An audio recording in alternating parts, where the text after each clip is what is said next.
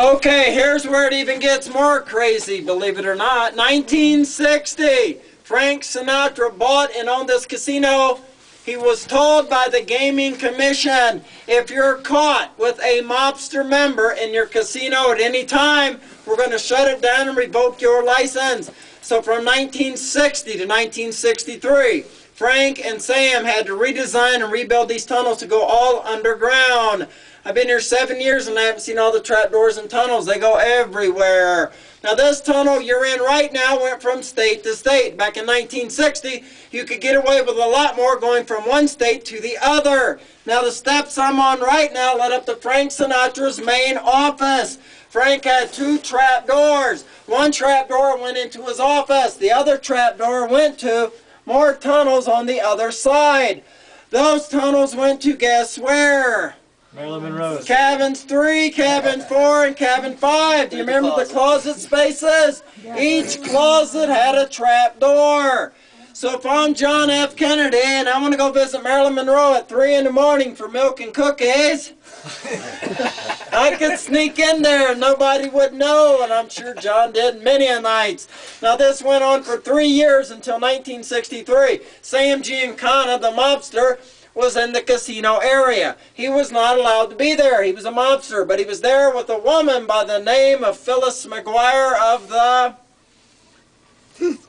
Come on, guys. You guys are batting 1,000. Come on. The McGuire Sisters.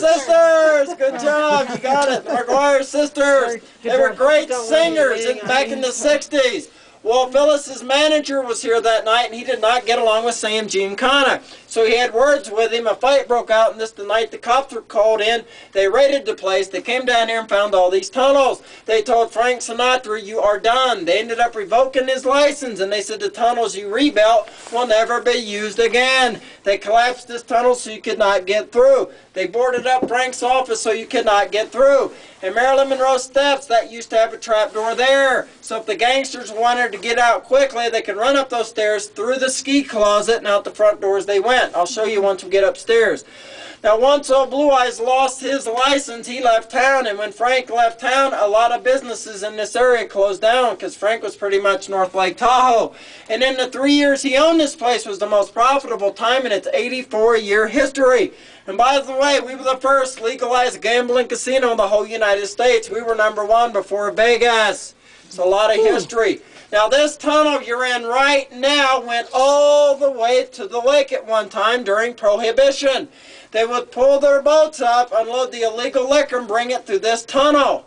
All Frank and Sam did was redesign and rebuild them, but these tunnels have been here since the late 1920s, and they survived the fire of 1937. All right. Woo. Good place to get pictures. A lot of history, huh?